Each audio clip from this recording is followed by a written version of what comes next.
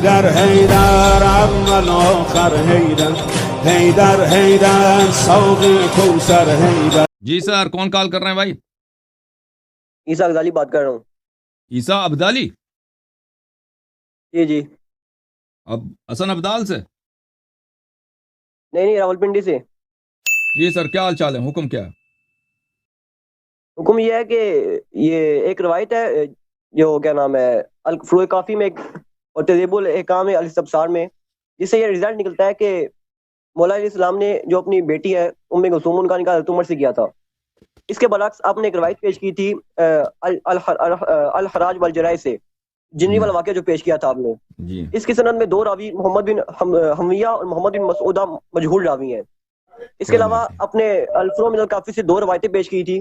ان سند میں ہشام بن سالم ایک راوی ہے جس کے بارے میں امام رضا علیہ السلام نے فرمایا کہ تم اس کا عقیدہ اختیار نہ کرو.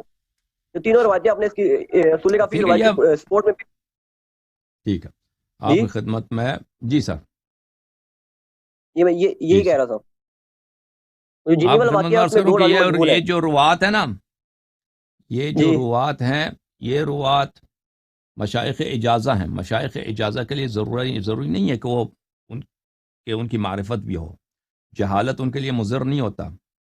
اور اگر کوئی راوی فاسد العقیدہ ہے لیکن وہ صرف مشائخ اجازہ میں سے ہے تو اس سے فرق نہیں پڑتا. بلکہ اگر ایک راوی مشائخ اجازہ میں بھی نہیں ہے بلکہ وہ خود راوی ہے، یعنی امام علیہ السلام سے بالمباشر نقل کرتا ہے، فاسد العقیدہ ہے، لیکن جب تک وہ ثقہ ہے تو، اور ہمارے علماء نے اس کی روایت کی تصحیح کی ہے، یعنی محدثین نے، نہ کہ مجتہدین نے، تو پھر بھی اس کا ضرر نہیں پہنچتا. یہ میرے بھائی یہ کتاب الغیبہ ہے شیخ طوسی رحمۃ اللہ علیہ کی، چاپ مؤسسۃ المعارف.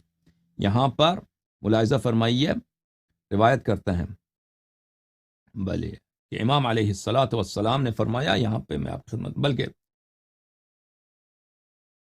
یہ آپ کو کتاب زید نرسی اصول اربعہ میں سے جو وہاں پہ دکھاتا ہوں کہ امام علیہ السلام نے فرمایا ان لنا اوعیۃ نملأها حکما وعلما وليست لها بأهل فما نملأها الا لتنقل الى شيعتنا فانظروا الى ما في الأوعية فخذوها ثم صفوها من الكذورة تأخذونها بيضاء نقية صافية وإياكم والأوعية فإنها وعاء سوء فتنكبوها. فرمایا کہ ہمارے پاس کچھ ایسے ظرف ہیں کہ ہم ان ظروف کو علم اور حکمت سے بھر دیتے ہیں. ایسے روات ہیں کہ ہم ان کو علم اور حکمت دیتے ہیں اور وہ اس علم و حکمت کے اہل نہیں ہیں. ہم ان ظروف کو بھرتے ہیں، ان روات کو علم دیتے ہیں، علم و حکمت دیتے ہیں تاکہ یہ نقل کریں ان کو، کیونکہ یہ سب راوی ہیں، نقل کریں ان کو ہمارے شیعوں کی طرف. بس تم ان روات کا جو روایتیں ہیں تم لے لو اور ان کی اپنی آراء سے تمہیں کام نہیں ہے. ٹھیک ہے، سمجھ میں آئی بات آپ کی؟ ہمارے نزدیک جو روایتیں ہیں ان کے روات میں اگر کوئی، یعنی جو وسائط میں کوئی جہالت ہو تو، یا کوئی فاسد العقیدہ شخص ہو یا کوئی کذاب بھی ہو تو اس سے روایت کی صحت پہ اثر نہیں پڑتا، کیونکہ یہ کتابوں کے روایت کے اجازے دیتے تھے. اب ایک شخص کذاب بھی ہے، صرف وہ صاحب اجازہ ہے، اس سے فرق نہیں پڑتا کہ وہ کذاب ہے یا مجہول ہے یا فاسد العقیدہ ہے. ابھی دنیا میں بہت ہے کہ علماء دوسرے سے اجازے لیتے ہیں، اجازے کا صرف ایک اجازہ ہے، حدیث کا اجازہ اسے لیا ہے. تو یہ اس طرح نہیں ہے کہ ان سے انہوں نے سمع کیا ہے تاکہ اگر وہ کذاب ہے یا فاسد العقیدہ ہے یا اس کا حافظہ صحیح نہیں ہے تو اس سے اس کی روایت کی صحت پہ اثر پڑے. سمجھ میں آئی بات؟ یہ روایت کی صحت پہ اثر کس طرح پڑتا ہے؟ نہیں پڑتا نا، عرض کر رہا ہوں کہ نہیں پڑتا. یہ اثر پڑتا کس طرح ہے؟ کس قسم کا راوی ہو تو روایت کمزور ہو جاتی ہے؟ اگر صرف صاحب اجازہ ہو تو کوئی اثر نہیں پڑتا. اگر راوی جس مرضی قسم کا صاحب اجازہ ہو، اگر راوی اس طرح ہے کہ شیعوں میں سے نہیں ہے اور اس کا کتاب جو اس نے لکھا تھا، کیونکہ ہماری جو روایات ہیں مثلا ابھی دیکھیں ابو ہریرہ اس کی کوئی کتاب نہیں ہے، زید بن ارقم کی کوئی کتاب نہیں ہے، زید بن ثابت کی کوئی کتاب نہیں ہے، جو ابو الدرداء ہے اس کی کتاب نہیں، عائشہ کی کوئی کتاب نہیں ہے. لوگوں نے ان سے سنا ہے، پھر ان لوگوں نے جنہوں نے ان سے سنا ہے، دوسرے لوگوں نے ان سے سنا ہے، پھر دوسروں نے ان سے سنا ہے، پھر بعد میں آگے جا کر سنہ 150 کے بعد بعض لوگوں نے کتابیں لکھی ہیں. تو یہ سب یہ سب ایک دوسرے سے سن کے لے کے نقل کیے نا. اب یہاں پر فرق پڑتا ہے. اگر ایک شخص کذاب ہے، ایک شخص فاسد العقیدہ ہے، ایک شخص فرض کریں کہ وہ جھوٹا ہے، تو وہ اثر پڑتا ہے روایت پہ، اس کو چھوڑنا پڑے گا اس روایت کو.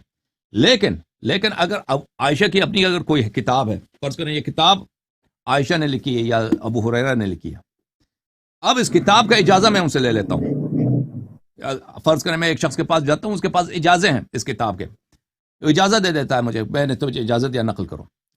اب یہ شخص جھوٹا بھی ہے، یہ فاسق بھی ہے، یہ کافر بھی ہے، اس سے کوئی فرق ہی نہیں پڑتا، کیونکہ مجھے پتہ ہے یہ کتاب عائشہ کی کتاب ہے، اس نے خود لکھی ہے، ٹھیک ہے نا، اس سے فرق نہیں پڑتا. تو ان دونوں باتوں میں بڑا فرق ہے میرے عزیز، ہماری احادیث میں اور آپ کی احادیث میں. ہمارے روات میں اگر جہالت بھی ہو نا، فاسد العقیدہ بھی ہو، کذاب بھی ہو، کیونکہ وہ صرف واسطہ ہیں نقل میں، واسطہ ہیں اجازت میں، اس سے فرق نہیں پڑتا حدیث کی صحت پر. ہمارے روات جو ہے مثلا محمد ابن مسلم ہے یا یونس ابن عبد الرحمن ہے، زرار، یہ سب کے سب مصنف ہیں، سب کے سب مصنف ہیں، مصنفین ہیں. ہم لوگوں نے کتابوں سے حدیث نقل کیا. وسائط جو نقل کیے جاتے ہیں ان کا اثر نہیں پڑتا حدیث کے صحت پر. جی سر. اگر کسی شیعہ حدیثی کتاب میں کوئی سنی راوی ہو تو پھر کیا وہ روایت کمزور ہو جائے گی؟ نہیں کمزور نہیں ہو جائے گی. اس طرح کمزور نہیں ہوتی؟ نہیں، بالکل کمزور نہیں ہوتی. ابھی میں نے دکھا دیا نا، امام علیہ السلام نے خود فرمایا کہ ہمارے پاس ایسے روات ہیں کہ وہ بالکل ہمارے احادیث کے اہل نہیں ہیں، پھر بھی ہم ان کو حدیث دیتے ہیں اس لیے کہ وہ نقل آگے جا کے نقل کریں گے اور پھر ہمارے شیعوں کے ہاتھ لگے گا. ہم اسی لیے ان کو احادیث دیتے ہیں کیونکہ یہ احادیث ہمارے شیعوں تک منتقل ہو جاتے ہیں. اگر کوئی شخص فاسد العقیدہ ہے، وہ امام علیہ السلام کا صحابی ہے، امام علیہ السلام سے نقل کرتا ہے، اس کا کتاب اگر شیعوں کے پاس معتبر ہے، اگر شیعوں کے پاس وہ خود بالمباشرہ امام کی صحابی ہے لیکن شیعہ نہیں ہے، امام علیہ السلام سے نقل کرتا ہے حدیث، لیکن شیعہ محدثین کے نزدیک وہ شخص سچا ہے، اب وہ اس حدیث کے ساتھ پہ کوئی فرق نہیں پڑتا. اب اگر ایک شخص غیر شیعہ ہے، وہ وسائط میں سے ہے، مثلا وہ کتاب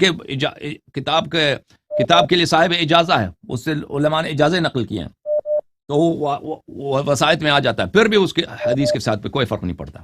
ٹھیک ہے نا. جی، جس سے ہم کتاب کی اجازت لے رہے ہیں وہ بذات شخص خود کذاب ہو، جس سے ہم کتاب کی اجازت لے رہے ہیں، اس طرح کوئی فرق پڑے گا؟ اگر اجازت لے رہے ہیں نہیں، کوئی فرق نہیں پڑتا. ابھی میں فرض کریں، ابھی میں چاہتا ہوں ایک شخص کے پاس میں بخاری نقل کرنا چاہتا ہوں، میں چاہتا ہوں کہ میں خود اپنے واسطے سے بخاری کی حدیث نقل کروں. میں ایک عالم کے پاس چلتا ہوں، فرض کریں مکہ مکرمہ، مدینہ میں یا لاہور میں، کہیں اس کے پاس بہت سارے لوگ اجازت ہیں ان کے پاس، مجھے اجازت دے دو بخاری کا، وہ اجازت دے دیتا. اب وہ شخص شرابی بھی ہے، وہ شخص جھوٹا بھی ہے، فرق نہیں پڑتا.